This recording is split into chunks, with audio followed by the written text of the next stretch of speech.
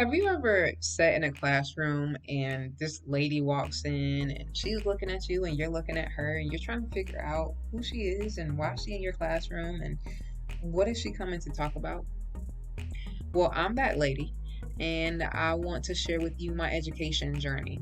I'm sharing this story to motivate students and to motivate families who um, need the motivation, who need some guidance, and who have hopes to be successful in the future. And I just want to tell you where I come from so you can see how I arrived where I am today.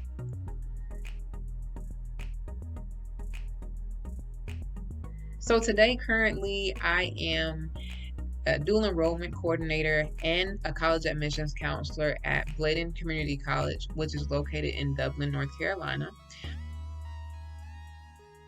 I am also a doctoral candidate with Florida State University's Educational Leadership Program. I am set to defend my dissertation in the spring semester of 2022. I am also a wife to Mr. Griffin and a mom to Adonis Griffin.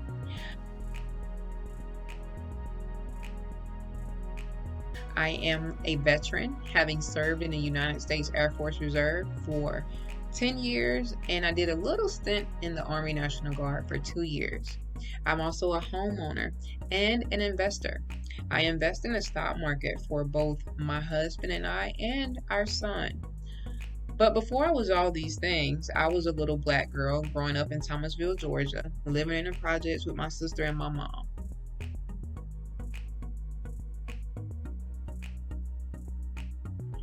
So I did grow up in Thomasville and I lived in the projects up until the fifth grade. While we lived in the projects, life was good. We struggled, but everybody around us struggled, so it seemed normal. We were the recipients of all types of government assistance. We received welfare, we received food stamps, we received Medicaid or Medicare, whichever one that allowed us to go to the health department. And while we were poor, we didn't really know it. My sister and I loved education, and the number one reason we loved education is because my mother made sure we did our homework, and my daddy preached education all day, every day. Now, my mother was a single mother, and she is who we lived with, but my daddy was very involved. My teachers knew him, my friends knew him, everybody in Thomasville pretty much knew my father, and that's the way he liked it. So, in fifth grade, our housing arrangement in the projects ended abruptly because we had drugs in the home and we were kicked out. So we had to find a new home. And from fifth grade until about ninth grade, we moved around Thomasville, Georgia 11 times. Now that probably seems like Thomasville is a very big place, but it's actually not big at all. We don't even have a mall in Thomasville. But we lived in several different places because if my mother couldn't afford to pay the bills in one place, we had to move. My sister and I lived with my older brother. He's 10 years older than me. We lived with him and his girlfriend for a little while. We also lived with my father, who ended up getting married. So we moved in with him and his wife for a little while. But we made our way back to our mom. But again, moving around Thomasville was continuous. But through it all, we still loved school and we tried to remain as active as possible. Even with me starting to work in the 8th grade, I got my first job in 8th grade. And from that point, I began buying my own clothes and helping out with the bills at home. So I arrived in high school. 2001, I'm a freshman at Thomasville High School, and I love school, but I also love sports. And I do just enough in school to pass and not fail any classes. I was typically an ABC student, probably more B's than anything, but I was an amazing athlete. I loved soccer and I loved cheerleading, and those are the two sports that I played.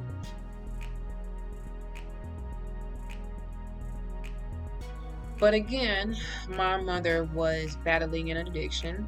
And so at towards the end of my freshman year of high school, my sister and I had to move in with my mother's youngest brother. We moved in with him, and my mother went on her way to go battle her addiction in the best way possible.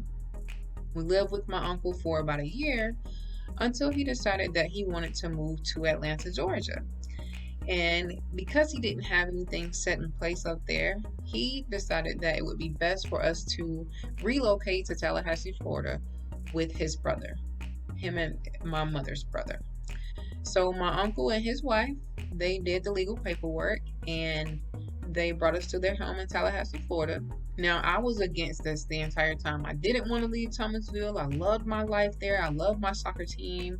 I loved my friends. I didn't want to leave, but I had no choice. And I'm glad I didn't have a choice because when I moved to Tallahassee, everything began to change for the better. The first thing was that when we got to our new high school, Amos P. Godby High School, I met with a guidance counselor, and he was the first person to ask me, what college do you want to go to? What are your plans after high school? Nobody had ever asked me that.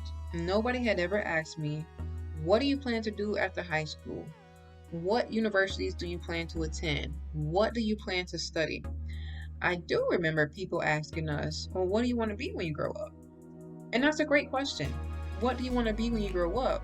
But before you can be that, you have to do several things. You have to take several steps. And nobody had ever asked me that. And so I answered the questions the best way I knew how. And then we began to look at my grades and my performance in high school thus far. Well, I had been an average student. I had less than a 3.0 GPA. But I told my guidance counselor that I wanted to go to college. And so he began to give me tools to help me reach my next goal. One of the tools was simply do your work. Do your work, make the grades, perform. And so the good thing about Godby High School is that they had a block schedule. So a block schedule means that half of the year you're in a set of classes and then the other half of the year you change classes, which to me is the best way for a student to improve their GPA because you're able to take double the classes than you would with a traditional schedule. And to me, a traditional schedule is like 6 or 7 classes all year long. So I enroll in these classes, and because I don't have any friends there, because I'm a new kid, I don't have any distractions. So I have nothing but time to do my homework and to excel. And that's what I did.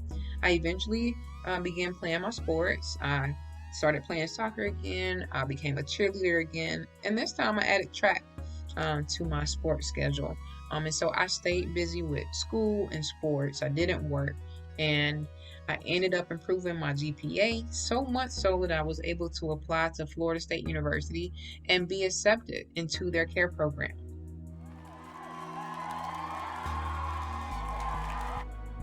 I came from the projects. I graduate high school and I get into college. I get into Florida State University, a school that I never, ever dreamed of attending. Never, ever wanted to. I had nobody who had in my family who had been to college, who had been to Florida State. So it wasn't an interest of mine, but I was so thankful to be admitted and to get there. And navigating college was difficult. I self-advised I didn't rely on advisors to get me there, which was a poor choice, because I took the scenic route to earning my bachelor's degree. But after 5 years, I earned my bachelor's degree. And I got my first position at Florida State University working in an advising office. And that is where I realized that I wanted to be an advisor. So here is this little girl, this poor girl from the projects, from small town Thomasville. She graduates high school. She's admitted to Florida State University. She graduates from Florida State University. She lands her first real salaried position. And then the rest is history. I meet my husband. I enroll in my master's degree program. I graduate with my master's degree in 2015. And I land my job where I currently work as an admissions counselor and a dual enrollment coordinator. The reason I want to share my story is because I don't talk about things that I don't have experience with, things that I haven't researched. I talk about things because I've done them, I've seen them, I've read about them, I've experienced them. I come from a single parent home. I come from the projects. I come from rural South Georgia. I come from a mother who did not attend high school, who battled a drug addiction. I come from being technically adopted. Um, and I made it through all that, and now I'm a doctoral candidate. So if you're watching this video and you're thinking you have so much against you, the world is against you, you can't possibly succeed, well, you can. And how you succeed is you remain determined. You remain as active as you possibly can. You keep your mind on positive things, and positive things will happen. I truly believe that's what happened for me. And I truly believe that if you can believe that, it will happen for you. No matter if you have anybody in your corner, as long as you believe in yourself and you believe in the goals that you have, then you can go and do great things.